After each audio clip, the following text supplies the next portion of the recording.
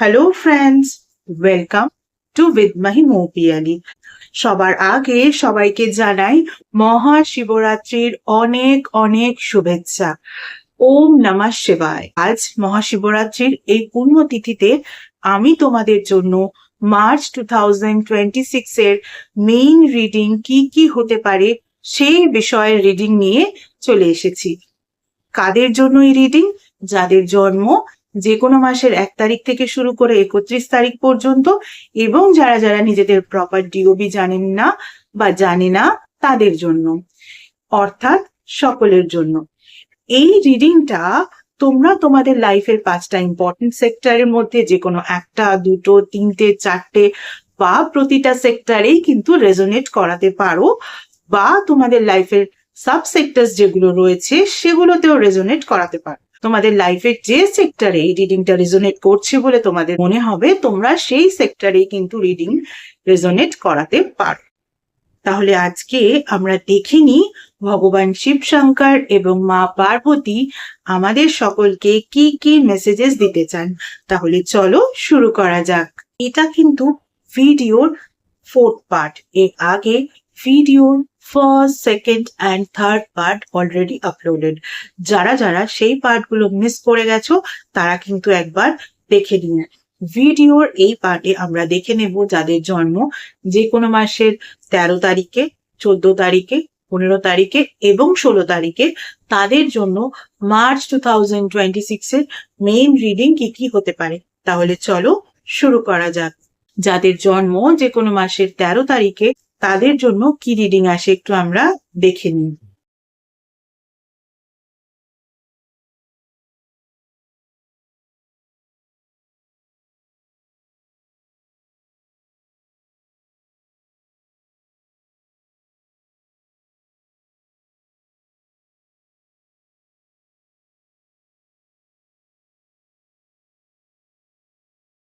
যাদের জন্ম যে কোনো মাসের 13 তারিখে, তাদের জন্য যে নাম্বারগুলো ইম্পর্টেন্ট হতে পারে, নাম্বার 6 অ্যান্ড নাম্বার 6। ওয়াও, যখন নাম্বারস এভাবে একই রকম আসে তখন কিন্তু বলা হয় যে ডিভাইনের একটা দারুণ ব্লেসিং তোমরা কিন্তু মার্চ 2026 এ পাবে।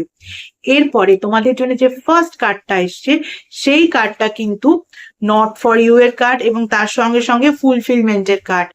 কি অদ্ভুত রিডিং, কি অদ্ভুত বিপরীতমুখী রিডিং। তো তোমাদের জন্য যে ফার্স্ট কার্ডটা এসেছে সেটা হচ্ছে নট ফর ইউ। এক্ষেত্রে দেখতে পাচ্ছ দরজা বন্ধ।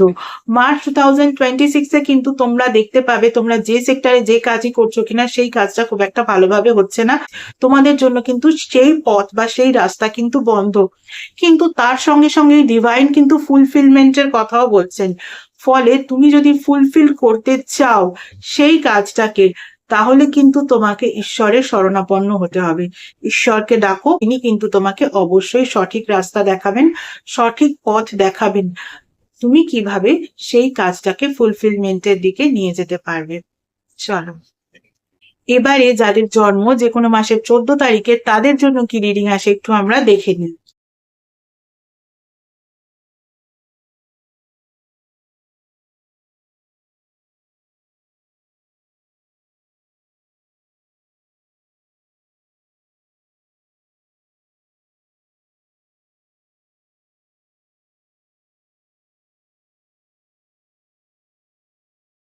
দেখো যাদের জন্ম যে কোনো মাসের 14 তারিখে, তাদের জন্য যে নাম্বারগুলো ইম্পর্টেন্ট হতে পারে, নাম্বার 37 আর নাম্বার 49। তোমাদের জন্য যে ফার্স্ট কার্ডটা এসছে সেটা হচ্ছে নেভার এন্ডিং স্টোরি এবং তার সঙ্গে সঙ্গে রিল্যাক্সেশন। তোমরা হয়তো লাইফের কোনো একটা সেক্টরে ভেবেছো যে তোমাদের সেই বিষয়টা একেবারে এন্ড হয়ে গেছে, আর সেখানে নতুন করে কিছু বাকি নেই। কিন্তু ডিভাইন বলছেন একেবারেই তা ঠিক নয়, অবশ্যই বাকি আছে, এখনো পর্যন্ত শেষ হয়নি, আর এটা শেষ হবারও নয়। যখন নেভার এন্ডিং তার মানে কিন্তু এটা শেষ হবারই নয়।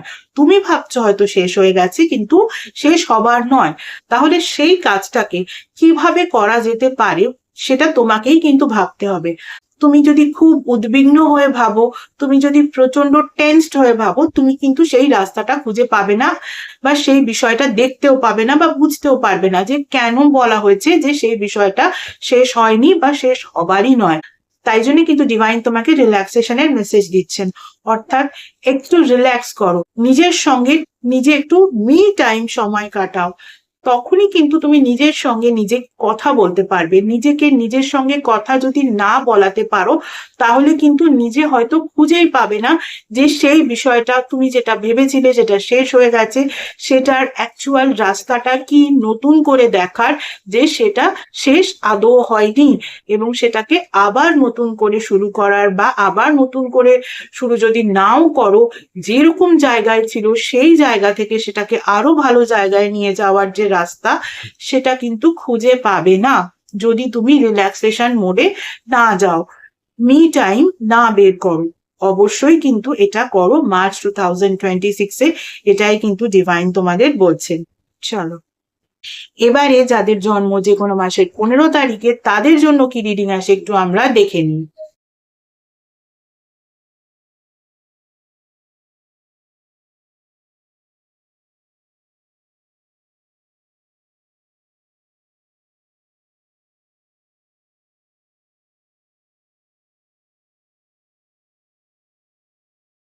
যাদের জন্ম যে কোনো মাসের 15 তারিখে, তাদের জন্য যে নাম্বারগুলো ইম্পর্টেন্ট হতে পারে, নাম্বার 13 আর তার সঙ্গে সঙ্গে নাম্বার 47।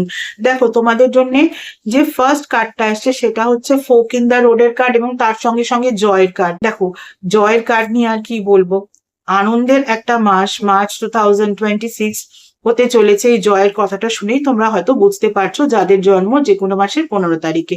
কিন্তু সেখানে ডিভাইন বলছেন যে মার্চ 2026-এ তোমরা তোমাদের লাইফের 5টা ইম্পর্টেন্ট সেক্টরে বা সাব সেক্টরে, যে সেক্টরে যে কাজই করো কিনা, বাধা বিপত্তির সম্মুখীন হবে। এরপরে সেই বাধা বিপত্তিকে কাটিয়ে উঠে এগিয়ে যেতে পারো, তাহলে কিন্তু তোমাদের জন্য জয়ফুল মোমেন্ট অপেক্ষা করছে। সেক্ষেত্রে আমি বলবো যে মার্চ 2026-এ কোনো কাজ করার দরকার নেই, একটু ওয়েট করে যাও, দেখে নাও এপ্রিল মাসে তোমাদের জন্য কি রিডিং আসে।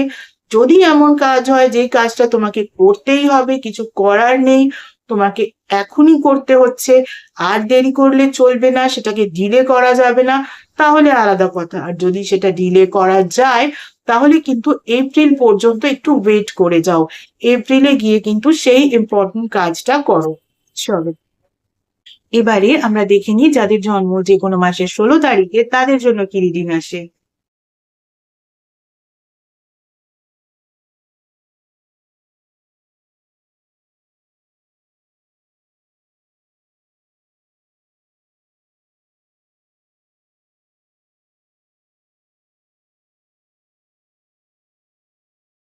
যাদের জন্ম যে কোনো মাসের 16 তারিখে, তাদের জন্য যে নাম্বারগুলো ইম্পর্টেন্ট হতে পারে, নাম্বার 5 আর নাম্বার 19।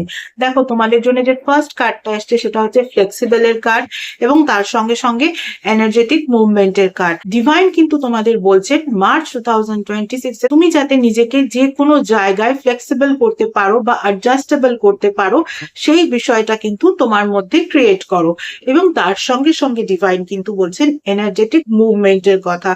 এনার্জেটিক মুভমেন্টের কথা ডিভাইন কিন্তু তখনই বলেন যখন তুমি একটা এমন এনার্জির মধ্যে থাকো যেই এনার্জিটা তোমার জন্য ঠিক নয়।